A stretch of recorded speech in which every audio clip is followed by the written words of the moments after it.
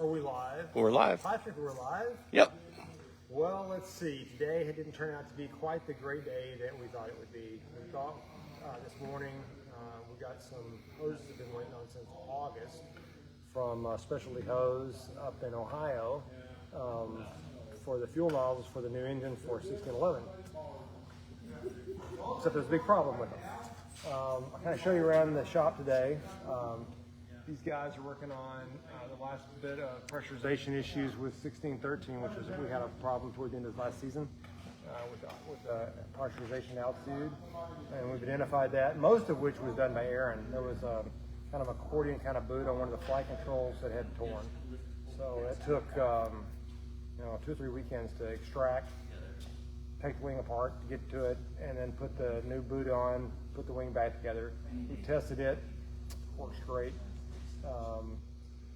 How we do that on the air is we have a way with the nitrile bottles to pressurize the cockpit on the ground with all the exhaust ports that would normally bleed air out closed.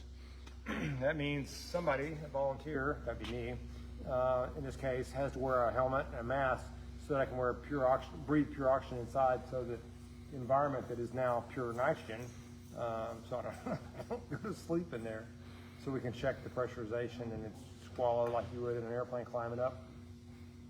We got the cockpit equivalent of about 500 feet below sea level today, which with the pressure differential to test that, and that worked out good. We had a couple more little leaks around the canopy seal, and that's what these two guys are doing right now, is working on that part. And once they're done, canopy cockpit for 1613 ought to be tight. So over here with 1611. I'll show you the hoses in a minute.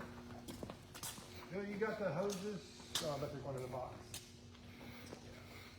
So all these are our brand new hoses. There's 9 fuel nozzles on the airplane, so 18 of these. But when they sent them back to us with the new hoses on them, there was no safety wire hole.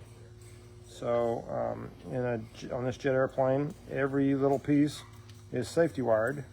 Like this little hole here will be safety wired, something so this thing cannot come loose in flight.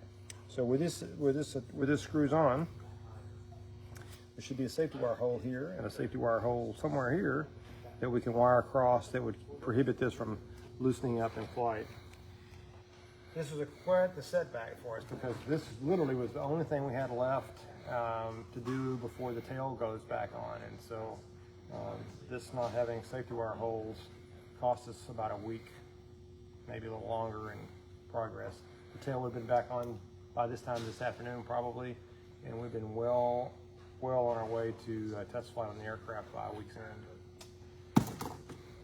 Oh well, so this coming week, that's one of our projects that we have to do, is get all those hoses, hole drill in the ends of the hoses so that they can be safety wired. Tina behind you is busy in the tail.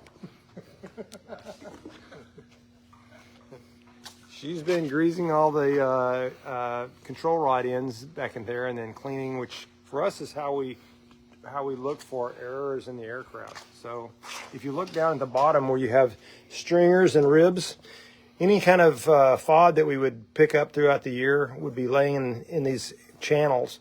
And if we had a problem structurally with the aircraft, we will find it by doing a very deep cleaning of the aircraft. Any kind of errors like that we'll pick up on.